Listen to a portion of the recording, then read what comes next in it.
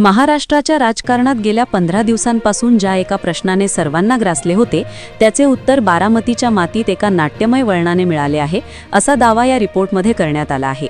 28 तारखेच्या कथित विमान अपघातानंतर उपमुख्यमंत्री अजित पवार यांच्याबद्दल अनेक उलटसुलट चर्चा सुरू होत्या। अनेकांना वाटले की हा महाराष्ट्राच्या राजकारणातील एका मोठ्या पर्वाचा दुर्दैवी अंत आहे, पण काल मध्यरात्री बारामतीत जे घडले त्याने संपूर्ण महाराष्ट्राचे लक्ष वेधून घेतले आहे। मध्यरात्रीचा तो सन्नाटा आणि गाड्यांचा ताफा। बारामतीमध्ये काल रात्री नेहमीपेक्षा वेगळी शांतता होती।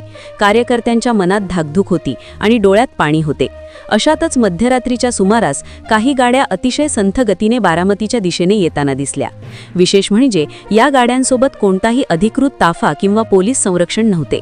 रस्त्यावर शुकशुकाट असताना या गाड्या अचानक थांबल्या आणि त्यातून काही संशयास्पद व्यक्ती खाली उतरल्या। ओळखीचा चेहरा आणि कार्यकर्त्यांचा जल्लोष। गाडीतून उतरलेल्या व्यक्तींपैकी एकाने जेव्हा आपला हात वर केला तेव्हा तिथे उपस्थित असलेल्या मोजक्या कार्यकर्त्यांच्या काळजाचा ठोका चुकला। तो चेहरा, ते हास्य आणि ती देहबोली अजित पवारांचीच होती असा दावा व्हिडिओत केला आहे।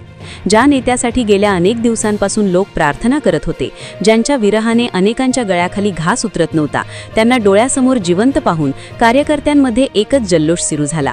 देव तारी त्याला कोण मारी अशा घोषणांनी बारामतीचा परिसर दणाणून गेला। रहस्यमय फाईल आणि भ्रष्टाचाराचा मुद्दा।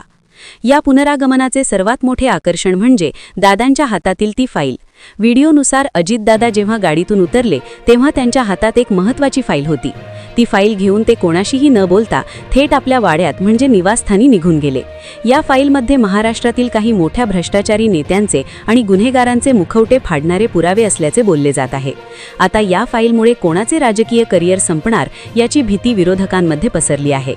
चमत्कार की राजकीय रणनीती। अजित पवार मृत्यूच्या दारातून सही सलामत कसे परतले हा एक मोठा संशोधनाचा विषय ठरत आहे।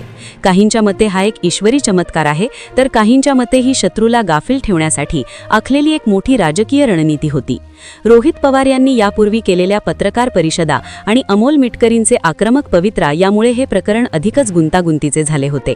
मात्र कालच्या घटनेने सर्व भ्रमाचे भोपळे फुटले असून बारामतीचा सिंह परत आल्याची भावना सर्वसामान्यांमध्ये निर्माण झाली आहे। निष्कर्ष आणि वास्तव। व्हिडिओच्या शेवटी असे स्पष्ट करण्यात आले आहे की ही माहिती सोशल मीडियावर व्हायरल होत असलेल्या बातम्या आणि बारामतीतील स्थानिक चर्चांवर आधारित आहे। हा केवळ एक अफवांचा स्फोट आहे की खरोखर अजितदादा परतले आहेत याचे अधिकृत पुरावे अजून समोर यायचे आहेत। तरीही या बातमीने दिल्लीपासून गल्लीपर्यंत राजकीय भूकंप घडवून आणला आहे हे मात्र निश्चित।